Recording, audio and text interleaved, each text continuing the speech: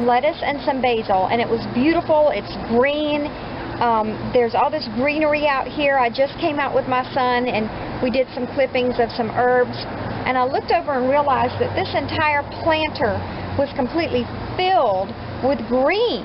And I thought, this is beautiful. And so as I'm looking at it, I got a little bit closer because I was admiring how beautiful it was, and I realized, okay, wait a minute, I don't think that green thing there belongs in there. And that's exactly what happened. This little beautiful little plant had just taken over this entire planter, and it was just, they were huge. They were 3 times the size of the plants that were intended to be here. What happened was these very beautiful things are weeds. They are, if you leave them growing, which I had done so for quite some time, they just take over this entire planter. And what is good and meant for our nutrition gets just kind of crowded out by these beautiful weeds that hold no nutritional value whatsoever. Their whole point is to just kill out everything that is meant for good. And so I yanked it up out of the planter from the roots, and I'm just basically tossing them completely away. And the reason why I'm doing that is because I want the good stuff to survive, and I need to get that bad stuff out and get it tossed out. Now, in the same way that I've carefully managed my little garden here, my little planter garden here, we have to do the same thing in our life with allowing those things that seem so beautiful to sneak in and kind of, they start small, they start very tiny. I'm going to pick that back up and show you that it started very small, but when I came out and looked at it over the course of a few weeks, it was 3 times the size of my beautiful edible plants. And it wasn't until I just yanked them completely out from the root, got rid of them, tossed them completely out of my planter. Now they'll never grow back in here again and take over my beautiful, good, healthy plants.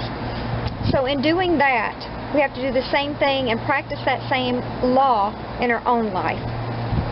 It doesn't make logical sense to put yourself in an environment where there's unhealthy behaviors.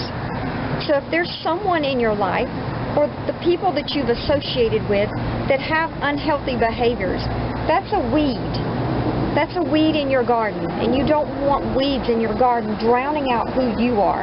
And that may come in the form of physical abuse, mental abuse.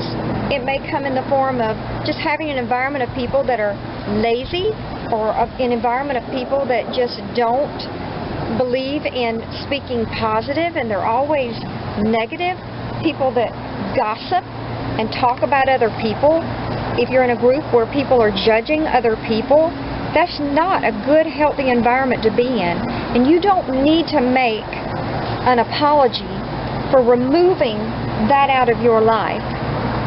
Maybe it's in the form of the atmosphere that you're in. It's not so much the people that you've allowed into your atmosphere, but it's the atmosphere itself, the things that you've allowed, the clutter that may be around you. Removing that clutter makes room for life and healthy things to be there. This can be applied in so many areas of our life, and it's so important that we connect to those places that are building us up, that are positive, that are making true, good changes in our life to elevate us and to level us up to better people. It's never too late to start doing the right thing. And it's also never too late, nor wrong, nor should you ever apologize for yanking a weed out by the roots and getting it out of your garden so that the good stuff can grow, the stuff that is alive, that gives you nutrients, that encourages you to be all that you were intended to be. So take this opportunity today and think about the things that you're allowing in your life. And if there's any nasty, although seemingly beautiful, weeds in your life, pull them out, throw them out, and move up. There's no room for the weeds in the top elevation of where you're planning to be one day. So shoot for the stars. You can do this, and don't make any apologies for it. You've got this.